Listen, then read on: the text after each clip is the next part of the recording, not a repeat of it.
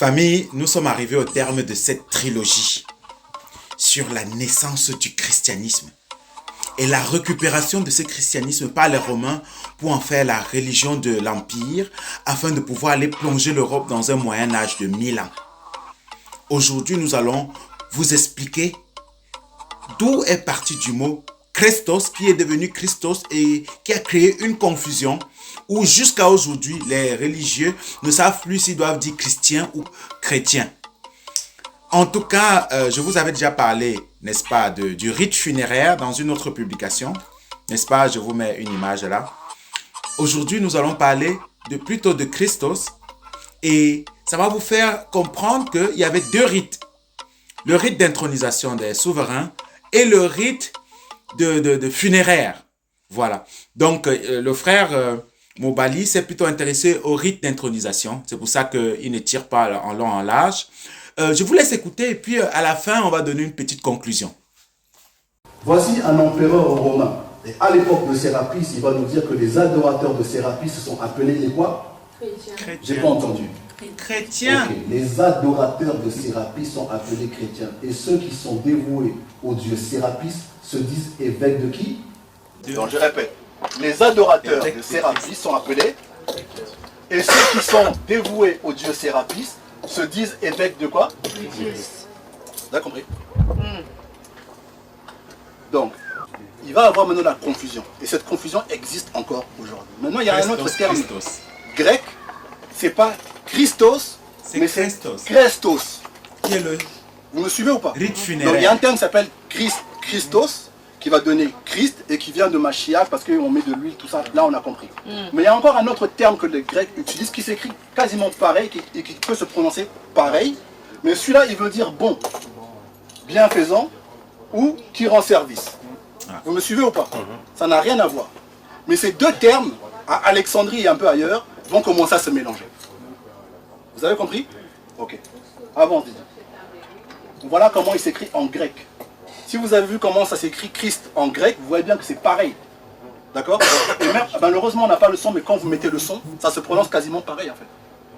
Quand un grec dit Christos, Christos, ça dépend ce qu'il a mangé, tu peux entendre la même chose, tu vois. Le problème, c'est qu'on est à Alexandrie, les gars. Osiris, d'accord, et Unnefer. Ça se prononce comme ça, mon frère Pierre Ninon. Et lui, en fait, c'est lui le bon. Exactement. Vous me comprenez, en fait? Ok? Parce que lui, il est l'être perpétuellement bon.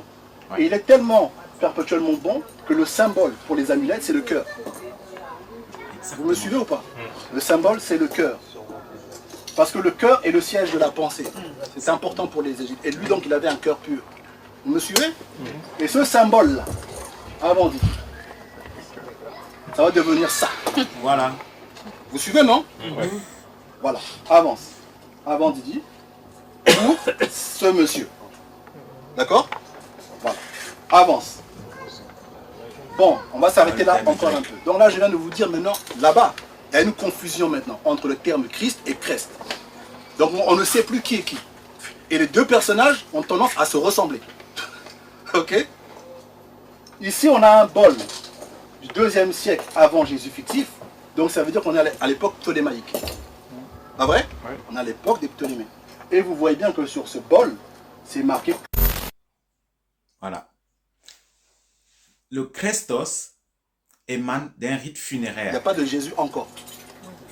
Ça, c'est pour démontrer ce que j'ai dit. D'accord? Avançons.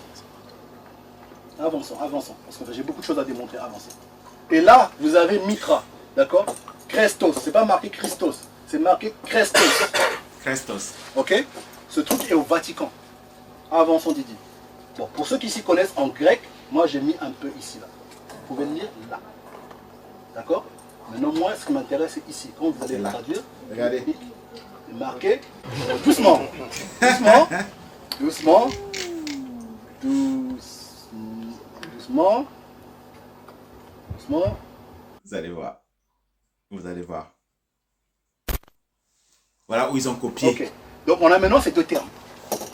Vous suivez? Là, il y a la confusion entre Et aujourd'hui encore, Christos. en fait, vu que c'est le Christ, on devrait dire les chrétiens. Les chrétiens. Mais on dit chrétiens. Donc, en fait, nous, c'est Sérapis. Vous suivez ce que je suis juste en train de vous dire là? Est-ce que vous comprenez un peu la logique? Hein? Donc, on s'est fait tout savoir, ici là. Ah oui. On ne devrait pas dire les chrétiens, parce que c'est le Christ. Sauf que nous, on a pris du côté des Ptolémées là-bas, avec Sérapis, où il y avait Christos. Pas Christos, Christos. Et c'est ça, on a pris qu'on dit maintenant chrétien. C'est Sérapis. Maintenant, il y a des gens qui ont boulé, des protestants. Parce que je vous ai dit, eux, ils protestent et ils sont très intelligents. Ils ont dit non, c'est chaud. Ils ont dit non, nous maintenant, c'est pour ça que, comme ils sont nombreux dans les pays anglophones, on revient dit, comme ils sont pays dans les pays anglophones, là-bas c'est Christian. C'est ça qu'ils ont dit. Ils ont mis le i, parce qu'ils avaient capté. Parce que quand tu dis chrétien, ça n'a rien à voir en fait avec ce que tu penses. C'est ça. Eux, ils sont intelligents, ils ont changé. Ça, c'était juste pour votre information. Donc, quand vous voyez un chrétien, rigolez. Parce que lui, il prie Sérapis. Ok, avançons. Avançons. Bon, qui peut mettre la lumière? Je vous ai montré ça la dernière fois. Là, vous voyez Sérapis. Là, vous voyez son fils, là. Et Isis quelque part. Hein? Vous voyez, non? En fait, ça, c'est un couvercle d'un sarcophage. D'accord? Et quand tu tournes le truc, donc le gars est mort. Hein? Quand tu tournes le truc, tu dis clic, tu as un symbole chrétien. C'est ça. Donc à l'époque, on ne savait pas. Donc, c'est Jésus ou c'est Sérapis? On va dire, on ne sait plus. Donc mets les deux. Donc là, ici, on met les deux. Parce que les gens ne savent plus. Ils sont tellement dans la confusion. D'accord? Donc là, c'est Sérapis, mais comme ça, double chance, chrétien. Ok? On passe. Donc c'est ce fameux signe-là. C'est ça. Vous le connaissez, non? Et apparemment, ça voulait dire quoi? Sous ce signe, nous vaincrons. Quelque chose comme ça. Ça. Mais le problème, c'est qu'il les a bien carottes parce que nous avons des pièces de l'époque des 250 ans avant. D'accord, vous avez la date. Clique un peu, Didier. Avec Christos. Et là, vous avez ce signe. Voilà ça. Vous me suivez ou pas? Donc, il les a carottes. En fait, le gars, il avait des pièces de collection. Il a dit, bah, tiens, j'aime bien ce signe. Et il a fait tout un truc. Ok? Donc, ce signe est bien... C'est pas chrétien, c'est un symbole qui est beaucoup plus vieux. Vous voyez, 250 ans avant l'an 0. Famille, je tenais vraiment à vous faire cette petite trilogie pour vous faire comprendre d'où vient le christianisme. Retrouvons-nous dans les commentaires. Haché. Bien, famille, je crois que ça a été clair pour tout le monde. Le christianisme que nous connaissons aujourd'hui, c'est le culte de Sérapis. Sérapis qui est une mauvaise copie de Osiris par les Grecs. Donc, quand nous vous disons qu'il y a beaucoup de similitudes entre le Jésus des Romains et Osiris, c'est parce que entre Osiris et Jésus, il y a eu les Sérapis et plein d'autres messies, disons ça comme ça. En tout cas, nous allons revenir sur notre publication dans laquelle nous allons parler des premiers conciles de l'Empire romain.